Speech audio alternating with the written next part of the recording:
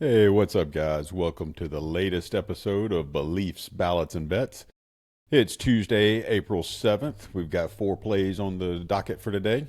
You know the deal. If you're following along and you like what we do, give us a like, share this on any platform you can, subscribe, comment, follow, turn on auto alerts, all the things. Help me spread the word if you like what we're doing here, and let's see if we can make this show into something. Let's get started and talk about what we got for today. The theme today is one that I've been giving a lot of thought to, and it seems to just be piling up more and more all around us. And it's that the small things are destroying us, and for the most part, we're all sticking our head in the sands and pretending like they're not. I mean, let's be honest. If you look at the problems we're dealing with right now, I mean, these things aren't accidents. They're not bad luck. We can't just chalk this up to, well, this is just how things are. No, we have to be honest. We have to take accountability. These things, everything that's happening in our world, it's a result of small decisions and things that people just pretending like they don't matter. The Bible verse today is one I had to go back. It's not one I was overly familiar with. It's not one I feel like is used very often.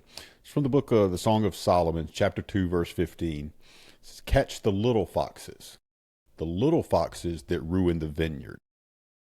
It's not complicated. It's not always the big things that we notice that are destroying the things around us and destroying the people we love. It's the small things that we just keep tolerating, keep allowing. And at the end of the day, if we continue to do that, we're never going to get the success we want. We're never going to turn things around. We're never going to make the future that we deserve and that God calls us to live. Nobody wakes up one day and ruins their life. It's a culmination of choices. They built that life that they don't like. You don't fall apart suddenly. You fall apart slowly. And when you actually look around at what's going on in the world today, you see this pattern just about everywhere. You know, if we take a look at this from a political standpoint, from a big picture view, you know, there's no need to dance around this. A lot of what we're seeing in this country isn't random.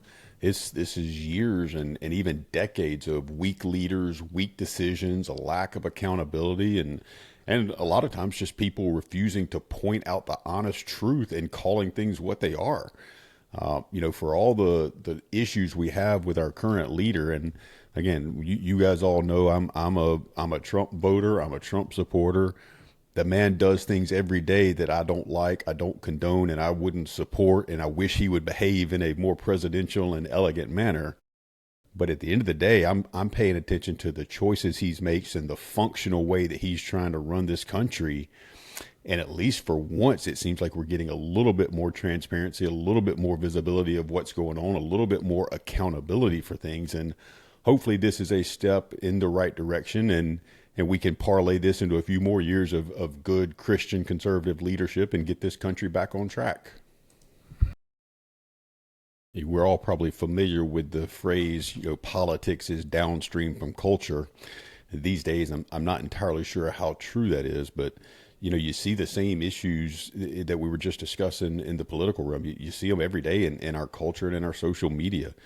We've created this culture where everything is accepted and tolerated, and absolutely nothing is challenged. And if you like make any sort of an attempt to tell somebody they're wrong or possibly try to correct somebody, you're going to get blown up. People can't take it. It's like you are criticizing the core fiber of their being by just saying, hey, maybe you made a bad choice here, or maybe this isn't the right path. People are not looking for the truth. They just want comfort. You know, we celebrate things that we used to all know were wrong, and we empower things, and we encourage people to partake in behaviors that 15, 20 years ago we knew weren't normal and weren't right. None of this changed at once. Like this is a culmination of years and decades of just continuing to let things slide, and at some point we've got to put a stop to it, and we've got to start drawing a line in the sand and standing up for what's right, no matter how small it seems. You know, then if we take a moment and we lean into this theme from an angle that this really hits home, and this is where things get real uncomfortable. personal accountability. It's so easy to point outward and blame everything that happens in our life on circumstances that are beyond our control. It's a lot harder to look inward. But the truth of the matter is, most people at the core, most people know what they should be doing, and they just don't have the discipline or the dedication or the desire to do it. It's not confusion for most people. It's not a lack of information. It's just avoidance of doing what we're supposed to do. We don't need more information. We don't need more stuff. We just need more discipline. I've been giving a lot of thought to this lately. You know, what if we all just took the time to slow ourselves down and just focus on doing what we know we're supposed to do? It would be virtually impossible for any of us to do what's right in every moment that we're called. But what if we tried? What if we just tried in every situation to remove all the factors around us of how somebody's made us feel, how we're, maybe we don't feel well today, maybe we've had a headache, maybe we didn't sleep well, but take all the factors and just isolate the decision you're making, the action, the behavior, whatever it is in that moment, and just say, what does the Bible call me to do? How should I handle this? What is the right way to do it? Not how do I feel like handling it, not what do I want to say or anything like that. What should I say? What should I do? That's the approach that takes a lot of discipline, and it takes being able to slow down in the moment and not let your emotions get control of you. And part of getting to that level is becoming more and more aware of just how important the little things that we allow day to day are. And that if we can make a commitment to changing some of these little things, then ultimately those will lead to changing some big things.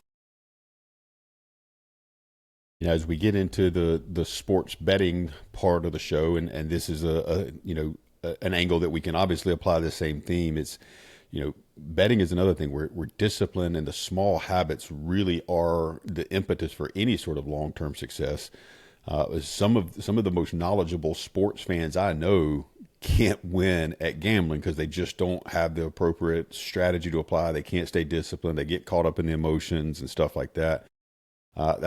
People don't lose because they're unlucky. They simply lose because they can't stick to his plan. They make more plays than they should. They chase, they get emotional, they get hot, they get cold. Most people don't need better picks. They just need better gambling habits. And that's one of the things that we've tried to focus on in this show is not getting carried away with things, not firing, 14 plays a day, or not going on a 5,000 unit play because we lost one yesterday. We're just running the numbers every day, and we're simply trying to find spots where we feel like we have an advantage, and in those spots we're firing. We got a couple of spots today. We got a nice full MLB slate. We've been on a pretty darn good run. I think we're 11-3 in our last 14 plays. Been on a pretty good stretch there. Took Easter off because obviously Easter is far more important than anything we're doing here. But we do have 4 plays on the docket for today. We've got some Major League Baseball totals. I'd be lying if I said that spitting out 4 over totals isn't exactly something I'm comfortable with, but the numbers are the numbers, and we're going to play what the system tells us to. Play number 1, we've got the Arizona Diamondbacks and the New York Mets. We're going over the total of 7.5 there. Actually, 7 there. We've got the Baltimore Orioles and the Chicago White Sox. We're going over 7 there as well. We've got the Milwaukee Brewers and the Boston Red Sox over 7 as well. Are we picking up on a theme? And then we're going with the St. Louis Cardinals and the Washington Nationals over 7.5. 4 plays, 4 overs. Mets and Diamondbacks over 7. Orioles White Sox over 7. Brewers Red Sox over 7. Cardinals Nationals over 7.5. 11-3 run. It'd be nice to add a 4-0 day to that, but I'd take 3-1 and be pretty darn happy. So let's cross our fingers, say our prayers, and hope that these plays hit. That's the plays for today. So in closing, here's the real question for us all to ask ourselves. What are you allowing in your life that you already know isn't right? It's not the big things that are going to get you. It's the small things that you refuse to deal with. Song of Solomon, chapter 2, verse 15. Catch for us the foxes, the little foxes that ruin the vineyards. Go catch your little foxes. Get in your Bible. Say your prayers. Spend time with the Lord and spend time with the family you love. It'll make you healthier and whole. God bless.